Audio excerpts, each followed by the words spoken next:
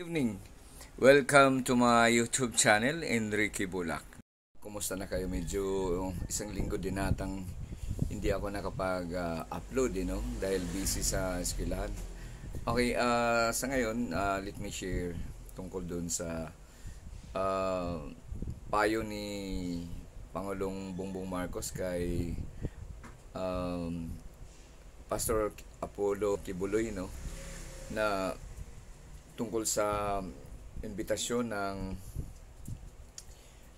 komisyon ni chairmanship ng committee ni Risa Hontiveros na para harapin ang aligasyon ng mga nag-akusa sa kanya na yung mga pag-aabuso ng yung mga followers niya sa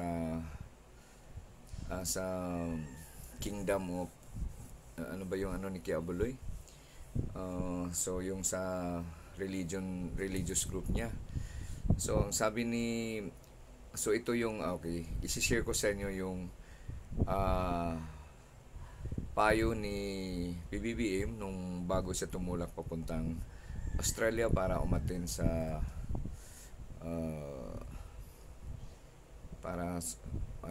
pagkakataon ni PBBM na makausap ang parliamentary ng Australia. Pakinggan natin. I would just advise him that just kung meron naman siyang sasabihin, if he has an opportunity in the hearings both in the House and in the Senate to say his side of the story. And isabihin niya. Pagka ganito, anong mangyayari dyan? Hindi siya sisipot. Pag hindi siya submit, mapapa-contempt siya. O tapos tuloy-tuloy, mas malaki yung gulo. Okay, so yun yung advice ni Pangulong Bongbong Marcos kay Pastor Kibuloy na harapin na lang or humarap sa hearing sa Senado.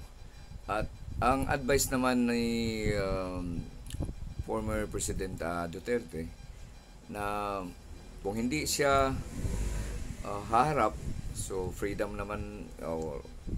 country naman tayo, so he has his choice to attend, so magpapa-aresto na lang siya. So yun ang comment sa kanya, yun ang comment ng dating Pangulong Duterte.